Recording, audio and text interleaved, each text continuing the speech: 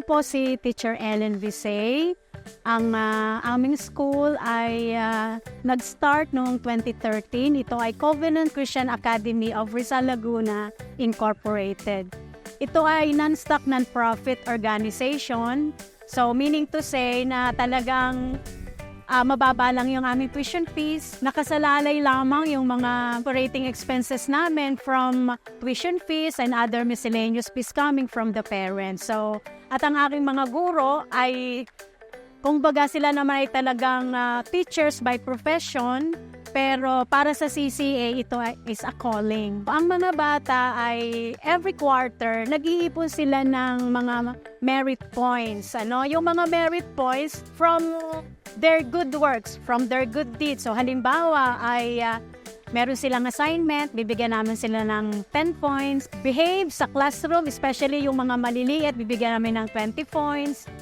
Para naman sila ay makakuha ng mga malalaking puntos. Halimbawa ay nanalo naman sila sa aming contest.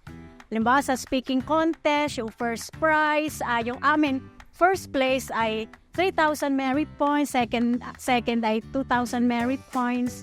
Then third, halimbawa 1,000 merit points. Yung mga non-winners, binibigyan din namin sila ng merits. Halimbawa 5,000 merit point.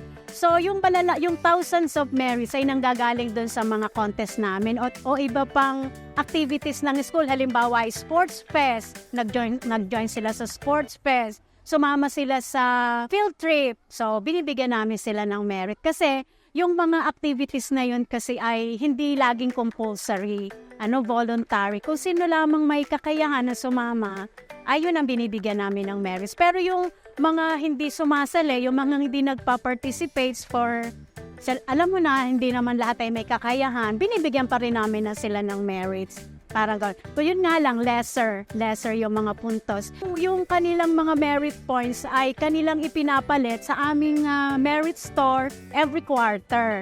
So bibilangin yun ng mga teachers at kung ilan yung mga merit points na natanggap nila ay i-fit namin doon sa merit items o mga school supplies na available sa aming merit store. The end of the school year, although sila ay nabigyan na namin ng mga merit items, binibilang pa rin namin kung sino yung highest na naka-earn ng merit points at binibigyan namin yun ng award sa aming graduation. At this point in time, kami po ay nagpapasalamat sa Monkin. Salamat po dahil kayo ay nagpunta dito sa aming maliit na eskwelahan.